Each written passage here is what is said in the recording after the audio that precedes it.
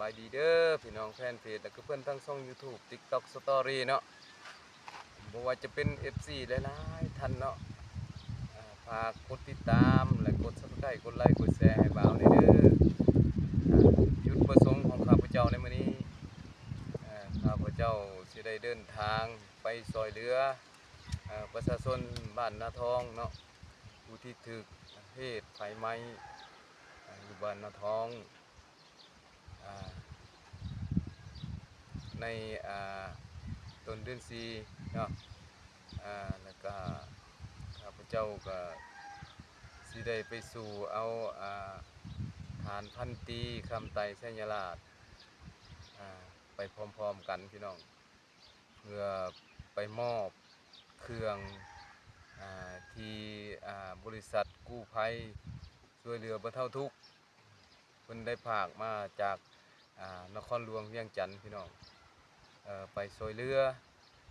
ข้าพเจ้าก็สิได้ไปต่างนาและกับทานพันตีคำไตไสยราชมี2ไอ้น้องเป็นผู้ต่างนาของอ้ายลำพลสบุญยู่พี่น้องที่เป็นประธานของบริษัทกู้ภัยช่วยเหลือบรรเทาทุกข์พี่น้องเพื่อสิได้ซอยเหลือเล็กๆน้อยๆถึงจะช้าก็บ่เป็นหยังพี่น้องข้าพเจ้าสิได้ออกเดินทางที่ไปหับฐานฐานพันตีคำไตไสยราชแล้วก็จะสิได้ออกไปทั้งพุ่นและเข้าไปทั้งบ้านนาทองไต่พุ่นแหละพี่น้องเอ้ยการเดินทางไปซอยเรือต่างนาของบริษัทกู้ภัยช่วยเหลือบรรเทาทุกข์ก็คืออ้ายลำพลน้องการเดินทางของพวกข้าพเจ้ากับฐานพันตีฐานคำไตเนาะไสยราชโอ้ยุ่งยากพอสมควรพี่น้องเอ้ย2ไอ้น้อง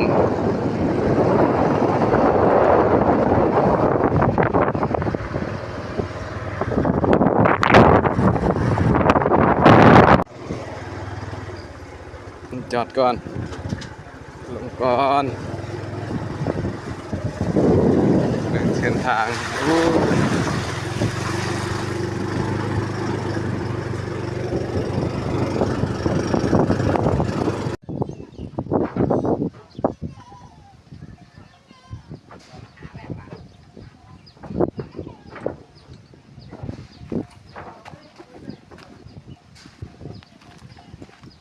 คือว่าได้มอบเครื่องให้ทาง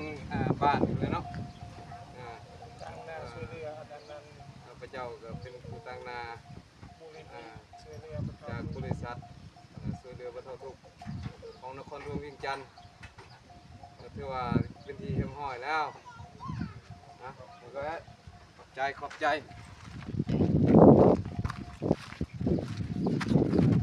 ให้พี่น้องเบิ่งบนสถานที่เกิดเหตุพี่น้องการเสียหายโอ้หลายเติบ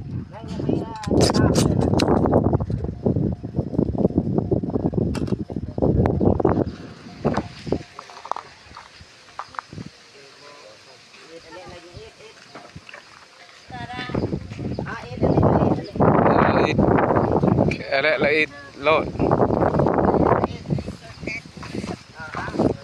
การเสียหายโอ้สมควรหลายตื้อเติบพี่น้องทั้งในบ้านเป็นทางอูแล้วจบคลิปบ๊ายบาย